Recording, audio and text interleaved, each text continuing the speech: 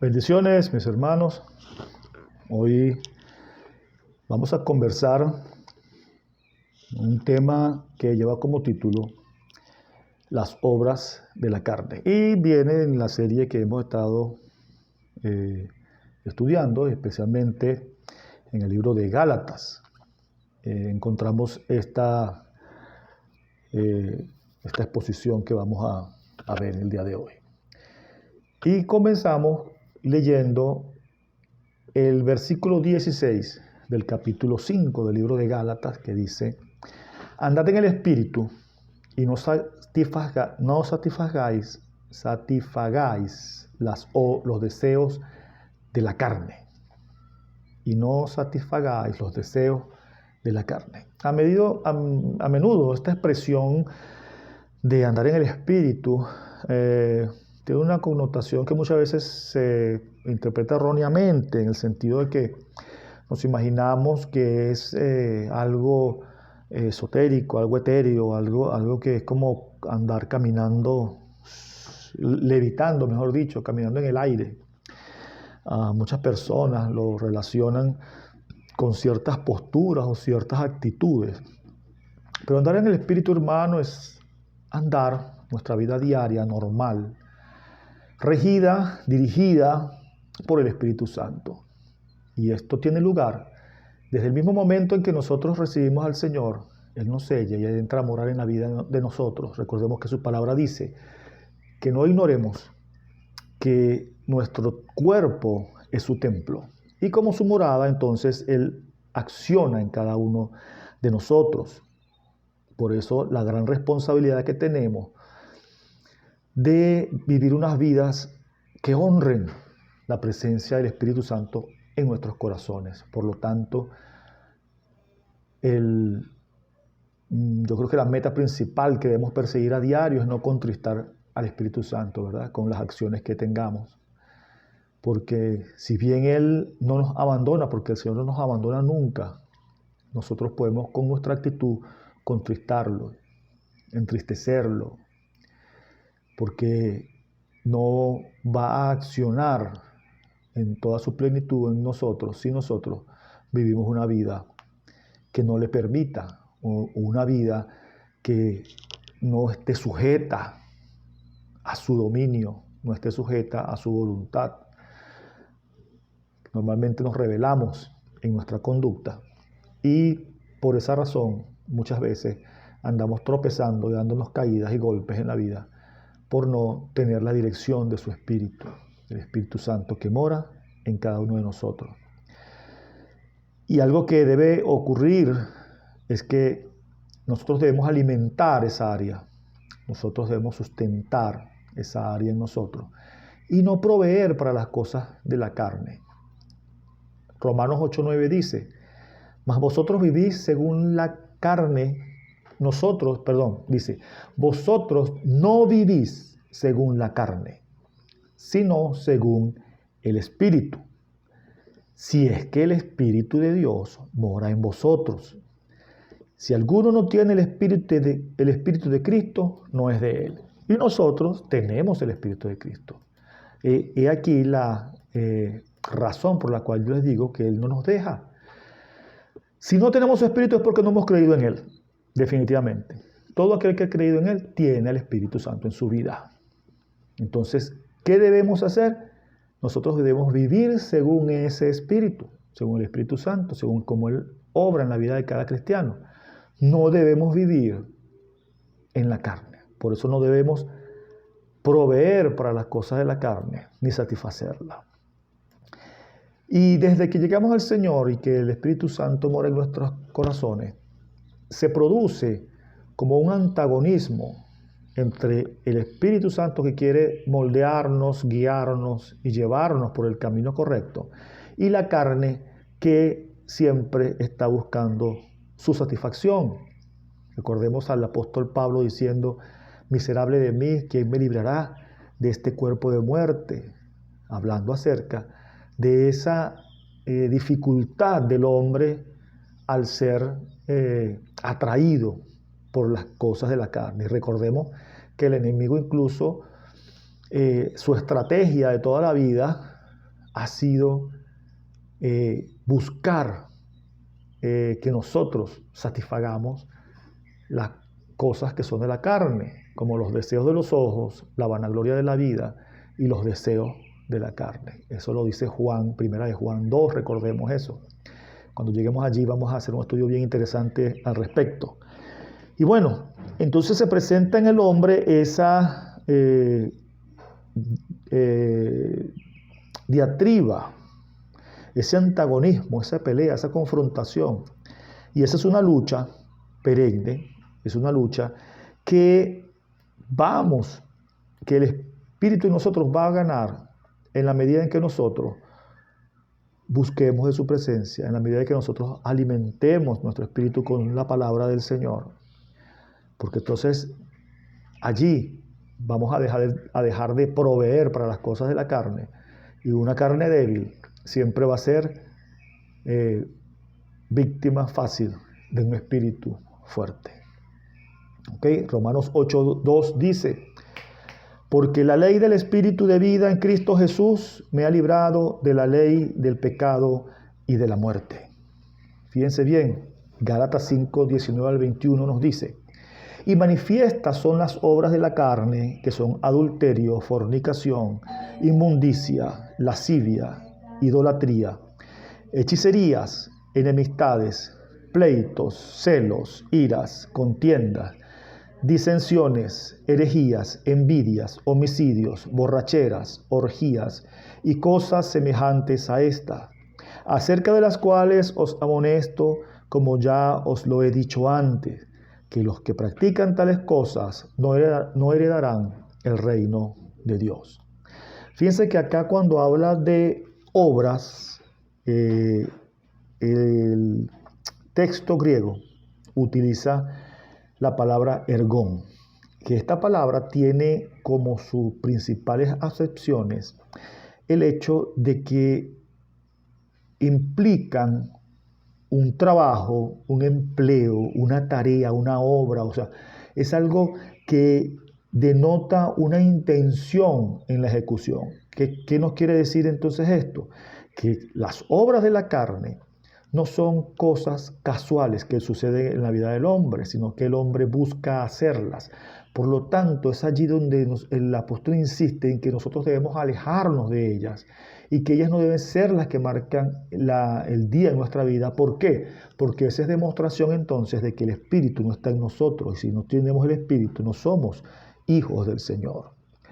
Fíjense que primera de Juan 3:8 nos dice: el que practica el pecado es del diablo, porque el diablo peca desde el principio. Para esto apareció el Hijo de Dios, para deshacer las obras del diablo. Todo aquel que es nacido de Dios no practica el pecado, porque la simiente de Dios permanece en él y no puede pecar, porque es nacido de Dios. Fíjese que acá el apóstol Juan nos aclara, cuando usa el término práctica, que es igual a lo que estábamos hablando antes, que refería el término obra como ergón, términos que implican tarea, empleo, un trabajo. Nos sugiere que es como una práctica rutinaria, una práctica ordinaria, una práctica que se hace común. De hecho, la práctica es precisamente la actividad que se hace para adquirir una destreza. ¿Por qué? Porque es tan repetitiva que hay un aprendizaje. Por lo tanto, no debemos practicar el pecado. Nosotros podemos llegar a pecar en algún momento por nuestra naturaleza, ¿verdad? Porque no hemos sido todavía transformados a esa naturaleza que no obedezca el pecado, que eso sucederá cuando el Señor venga en gloria o cuando seamos levantados, ¿verdad? Entonces, la práctica lo que hace en el individuo es eso. Por eso el Señor dice que no practiquemos el pecado, porque quien practica el pecado lo hace deliberadamente, lo hace con toda la intencionalidad. ¿Ok? Entonces no es que de repente podamos caer y cometer algún pecado, sino que no debemos practicarlo. O sea, quien está en el pecado y lo hace frecuentemente, consuetudinariamente, entonces está demostrando que no es del Señor. Y allí entonces el peligro de la práctica del pecado. Entonces vemos que el apóstol acá en el libro de Gálatas comienza a enumerar una serie de acciones, una serie de conductas que vamos a ir analizando rapidito cada uno de ellas. Él las enumera y la intención de enumerarlas en este estudio es la siguiente. Normalmente cuando vemos este tipo de descripción de estas actividades, nosotros nos excluimos de ellas. Pensamos que no se está refiriendo a nosotros, porque la lista comienza con adulterio, la fornicación. Esas son las primeras obras de la carne que enumera el apóstol Pablo a los Gálatas. Y podemos tener entonces en nuestra mente ese pensamiento de, no, esas cosas no es con nosotros, yo no cometo ninguna de esas cosas. Pero resulta que está muy cerca de nosotros, más de lo que nosotros pensamos. Y por eso el interés entonces de estudiar cada una de ellas, o por lo menos de destacar cada una de ellas con una descripción más o menos cercana a lo que cada una de ellas significa. La primera de la que hablamos es el adulterio y la fornicación. Y esto es cualquier relación, ¿verdad?, extramatrimonial, toda relación sexual ilícita. Eso es a lo que se refiere el apóstol allí. Y hay un detalle que debemos tomar en cuenta. En la palabra del Señor también es utilizado el término adulterio y fornicación para describir la idolatría, o mejor dicho, la traición que cometía el pueblo del Señor al irse detrás de otros dioses, al seguir a otros dioses. Era relacionado con la idolatría. El idolatrar algo es una traición al Señor. Y entonces, por eso es que el Señor utilizaba ese término de adulterio, fornicación, adjudicándoselo a su pueblo. Cuando nosotros desviamos nuestra atención del Señor, cuando nosotros no estamos siendo fieles al Señor, estamos siendo infieles. Y en la relación que Él tiene, Él como novio y su iglesia como la esposa, esto es entonces calificado como adulterio. Y por eso entonces la importancia que debemos de conocer, de saber, de que podemos adulterar al nosotros desviarnos del Señor, al poner nuestra esperanza en otras cosas que no es el Señor, estamos siendo adúlteros. La siguiente obra de la carne que el apóstol enumera acá es la inmundicia. La inmundicia tiene que ver con suciedad física, moral, y esto está muy relacionado con lo que es las falsas doctrinas, las falsas creencias, y que tenemos que tener cuidado, hermano, porque lamentablemente el hecho de no conocer la palabra a cabalidad, el hecho de que la lectura de la Biblia es tan escasa, eso trae como consecuencia el que las falsas doctrinas se infiltren muy fácilmente en el pueblo del Señor. Incluso ni siquiera que sean traídas por un tercero. Muchas veces las falsas doctrinas y las enseñanzas falsas de la palabra vienen incluso de la pobre lectura y entonces de la poca o pobre interpretación o aplicación que se hace en muchas oportunidades. Al no conocer bien la palabra, podemos caer fácilmente en una mala interpretación y entonces en una doctrina que no es correcta. Y eso es una inmundicia delante del Señor. Eso es una suciedad moral, el hecho de pervertir el sentido de la palabra del Señor. Tenemos el término lascivia, que es un libertinaje, es un desenfreno, es una indecencia, es algo licencioso, es una indecencia, una disolución. De eso se trata cuando se refiere más que todo a las partes, a lo que corresponde a lo sensual en el hombre. Normalmente se relacionaba con el desenfreno en el área sexual y en la embriaguez, o en cualquier desenfreno, cualquier actividad en la cual no se tenga control. Ese desenfreno es visto o se puede catalogar como lascivia.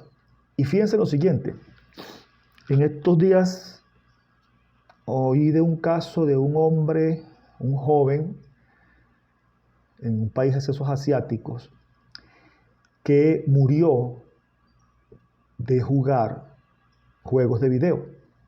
O sea, ese hombre duró tanto tiempo, ni siquiera iba al baño, o sea, jugando, metido en un juego allí, que al final el hombre colapsó y murió. Eso es un desenfreno. Cuidado con muchas cosas que a veces hacemos en la vida y pueden convertirse o pueden llegar a tener un desenfreno, algo que no podamos controlar, un deseo que no podemos controlar. Y esas cosas no comienzan. Esta persona no comenzó de una vez a jugar tanto tiempo, no, él comenzó a jugar poquito a poco. Y así comienza el pecado y así comienza el desenfreno. Poquito, experimentando poquito. Y luego, a medida, cuando no hay control, entonces eso va creciendo y como una bola de nieve va creciendo y produce entonces en nosotros, en la persona, lo que podemos llamar un desenfreno, y eso es pecado, hermano. Tenemos la idolatría. Cuando nosotros hablamos de idolatría, quizás pensamos que salimos exonerados de este pecado. Y si bien nosotros no adoramos imágenes, no vamos detrás de ídolos, cometemos un acto de idolatría cuando formamos una imagen de Dios que es totalmente diferente a lo que dice la Biblia. Y parecieran cosas tan elementales, tan básicas, tan sencillas, pero en las cuales se comete ese acto de idolatría. Fíjense, por ejemplo, para poner un ejemplo práctico, mucha gente que se refiere a Dios como su socio, como un socio de negocios. Dios no es un socio de negocios. Dios es el Señor del cielo y de la tierra, creador del cielo y de la tierra, omnipotente, omnisciente, todopoderoso, 3 veces santo. ¿Para que sea tu socio? No. Es un irrespeto. Esa es una formación de un Dios, de una imagen de un Dios que no es Dios. Eso es idolatría, porque es formarse la idea de un Dios que no existe o que no es el Dios de la Biblia en el cual creemos. Ese Dios muchas veces que muchos hermanos hablan como que si lo pudieran mandar, como que es el que tiene que darle todo, como un padre condescendiente a un muchacho malcriado. Ese Dios que queremos ponerlo a hacer cosas que no son atributos de Él. Cuando nosotros violamos sus atributos, hermano, cuando nosotros tomamos en cuenta o desconocemos que Dios es infinito, que Él llena todo, que Él no está ausente en ningún momento, de ningún sitio sobre esta tierra y el universo. Cuando decimos que Él no está en un sitio, estamos negando que Él sea omnipresente. Cuando decimos o nos dirigimos a Él con palabras, incluso el grave error que existe de compararlo con un superhéroe, de decir Dios es mi superhéroe. Dios no es ningún superhéroe, hermano. Dios es el Rey, Dios todopoderoso, creador del cielo y de la tierra. Un superhéroe es un pecador. Un superhéroe es una imagen denigrada de una deidad. Entonces, ¿cómo es que podemos decir que Dios sea eso? Entonces, cuando decimos esas cosas, estamos cayendo en el terreno de la idolatría. ¿Por qué? Porque estamos pensando en un Dios que no es el Dios de la Biblia, vuelvo e insisto, sino en un Dios de mi imaginación, un Dios de mis ocurrencias, de mi ingenio. Así como los israelitas se hicieron un becerro y le dijeron a Aarón, haznos dioses que vayan delante de nosotros. Ellos cayeron en la idolatría. Exactamente eso mismo hace quien piensa que Dios es todo eso que he nombrado en el día de hoy. Tenemos otro término que es la hechicería. Y a lo mejor aquí sí dirán muchos, ahí sí es verdad que yo estoy salvo, aquí eso no tiene que ver conmigo. Hermanos, tengamos cuidado con muchas cosas que se enseñan y que esas cosas a veces dejamos que permeen a la iglesia. Hace poco oí a alguien diciendo que para orar más eficazmente debíamos buscar una piedra, ungirla con aceite y ponerla delante de nosotros al momento de orar, porque así hizo José allá en el desierto, Jacob allá en el desierto, que libó sobre una piedra. Imagínense eso. Hermano, eso es hechicería, porque ¿cuál es el concepto de hechicería? Es la utilización de productos, de sustancias químicas acompañadas con invocaciones a poderes ocultos para hacer más efectivo algo. Bien sea un amuleto, y para ello se usan conjuros y rezos y cosas de ese tipo. Y nosotros debemos tener cuidado con eso porque eso que es esa persona, eso es un acto de hechicería, porque está dándole poder a algo que no tiene, una piedra, imagínense. Que eso tenga poder para llevarla. No, mire, ¿sabe cómo llegan nuestras oraciones al Señor? Con un corazón contrito y humillado. Eso no despreciará nunca al Señor. Nuestras oraciones suben a la presencia del Señor. Recuerden Apocalipsis, que el ángel llevaba un incensario donde estaban allí las oraciones. Nada más y nada menos, ¿quién es el que intercede por nosotros con gemidos indecibles? El Espíritu Santo, o sea, mismo Dios. ¿Cómo entonces nosotros vamos a estar diciendo que una piedra ungida nos va a ayudar a orar, hermano? Eso es hechicería. Y son cosas que muchas veces entran. Por eso es que es tan importante y seguimos insistiendo y insistiendo en este plan de leer la palabra. Mientras usted conozca más la palabra del Señor. Porque quien haya leído la historia de Jacob se va a dar cuenta fácilmente que eso es una herejía. ¿Verdad? Entonces, mientras leamos más la palabra, vamos a estar más firmes y vamos a estar más impermeables a todo ese tipo de cosas. Luego vienen 3 términos muy parecidos, 4, 5, que son muy parecidos, tienen mucha relación y los voy a nombrar los 5 porque tienen una relación importante. Yo creo que no se presentan ninguno de ellos solos. Siempre van a involucrar los 5 aspectos, que son las enemistades, los pleitos, los celos, las iras y las contiendas. Fíjense esto, hermano. Todos estos términos tienen que ver con actitudes contrarias al amor que debe existir y a la comunión que debe existir entre los hermanos. ¿Por qué? Vemos que las enemistades son hostilidades. Es una hostilidad hacia todo o hacia ciertas personas. Los pleitos es esa facultad de crear un problema de cualquier situación, de llevarla a un nivel donde provoque una confrontación. Los celos es ese ardor desfavorable de esa sensación de querer tener el control de todo y de ser el centro de atracción. Esa es la semilla de los celos. Cuando alguien está progresando en alguna actividad o cuando alguien está teniendo éxito en algo, ahí viene entonces ese perverso sentimiento. La contienda, la disensión, es eso, tratar siempre de buscar la confrontación.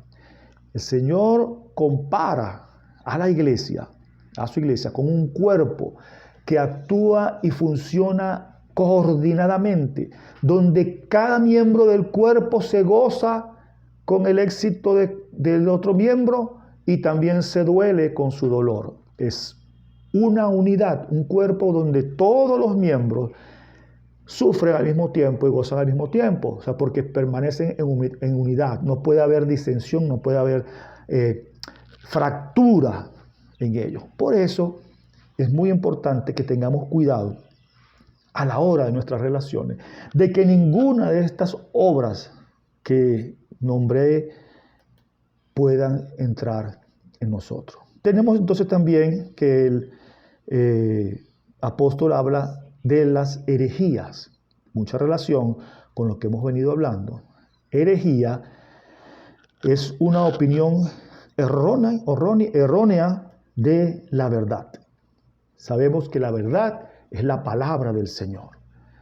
Y un principio muy importante que nosotros debemos cuidar al llegarnos a la palabra, al leer su palabra, es que nosotros debemos poner en prioridad la palabra que nos habla a nosotros. No nosotros decir lo que queremos decir que diga la palabra. No, nunca debe ser ese nuestro pensamiento. Es muy común en la actualidad, por querer llamar la atención, por querer ser chéveres y cool, de decir cosas que no lo dice la Biblia, utilizando partes de la Biblia, partes de textos bíblicos, o tergiversando el sentido.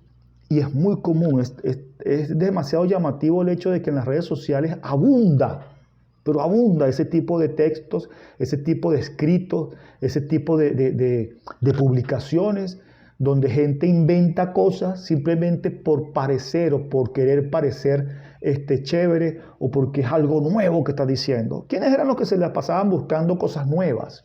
¿Acaso eso fue una enseñanza de Jesús? ¿Acaso eso fue una enseñanza de los apóstoles? En la Biblia, ¿dónde conseguimos quiénes eran los que se la pasaban interesados buscando cosas nuevas? Bueno, en el Nuevo Testamento tenemos el caso de los griegos, que ellos lo que a ellos les motivaba era ver algo nuevo, siempre algo nuevo. Pero cuando encontraban y se enfrentaban a la verdad, desistían. Recuerden cuando Pablo estuvo con ellos. Vamos a ver qué dice este hombre. Llegaron interesadísimos. Cuando Pablo comenzó a tocar la tecla de sus corazones, se fueron. Dijeron, otro día lo oiremos. ¿Por qué? Porque andan tratando simplemente de satisfacer sus oídos y no dispuestos a oír y a doblegarse y a hacer vida en su vida la palabra de Dios. Tenemos entonces, además de todas estas cosas, las envidias, que eso lo tocamos anteriormente también, con los celos, y los homicidios. El último es el homicidio, perdón, antepenúltimo, el asesinato. Y aquí sí es verdad que el que estaba esperando por conseguir algo que no le tocara, dijo aquí, esto no me tocó. Recordemos lo que nos dijo el Señor Jesús en el Sermón del Monte. Mateo 5, 21 al 22. Oíste que fue dicho a los antiguos, no matarás, y cualquiera que matare será culpable de juicio. Pero yo os digo que cualquiera que se enoje contra su hermano será culpable de juicio, y cualquiera que diga necio a su hermano será culpable ante el concilio. Y cualquiera que le diga fatuo quedará expuesto al infierno de fuego. Sabemos entonces que no es solamente el hecho de empuñar un arma e ir contra un prójimo, sino que hasta el hecho de llamarle tonto, necio a nuestro hermano es considerado un homicidio, un asesinato. Es tan grave que es considerado como si fuera eso. También entonces tenemos las borracheras. No solamente la borrachera se refiere al tomar licor, sino a toda actitud desmedida que podamos tomar con cualquier actividad, cualquier cosa. Está borracho de sueño, está borracho de X o Y actitud. La borrachera es el desenfreno en las cosas que tenemos, que muchas veces podemos tener en nuestra carne. Y allí debemos tener cuidado, todo eso debemos llevarlo ante los pies del Señor. Por último, las orgías. ¿Qué es una orgía? Es un desenfreno en todo aspecto de la vida, no solamente en el aspecto sexual. Y por último, el apóstol, para asegurar que no se escapara nada, dice, y cosas semejantes a estas. O sea, lo que medio se parezca a todo lo que vimos, también está incluido entre las obras de la carne y debemos desecharlas, debemos evitarlas. Eso debemos estar clarísimos. Ahora bien, ¿qué es lo más terrible de todo esto? Las consecuencias de quienes practican las obras de la carne. Dice la palabra, como ya os lo he dicho antes, que los que practican tales cosas no heredarán el reino de los cielos. Recordemos, los que practican, los que hacen estas cosas a menudo, los que hacen estas cosas con intención de hacerlo, con premeditación, como una actividad consecutiva, con una secuencia.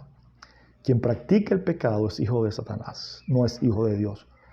Como hemos dicho, nosotros sabemos que vamos a fallar, que pecamos, porque somos pecadores, pero no debemos practicar el pecado. Quien practica el pecado no es del Señor. Entonces tenemos abogado para con el Padre, a nuestro Señor Jesucristo, que intercede por nosotros en todo momento. Alejémonos pues entonces. El secreto de luchar contra esto lo vemos en la palabra del Señor en varias oportunidades, cuando se nos advierte que no debemos proveer para las cosas de la carne, que no debemos incentivar este tipo de conducta o cualquier atracción, cualquier exponernos a cualquier sitio o a cualquier situación que pueda provocar la atracción, porque recordemos que el pecado viene de la concupiscencia del hombre, que viendo, piensa y luego actúa, y el pecado, después que ha sido concebido, da luz, la muerte. Entonces evitemos estas situaciones en nuestras vidas. El Señor me los bendiga, mis hermanos, y nos vemos entonces en la próxima clase.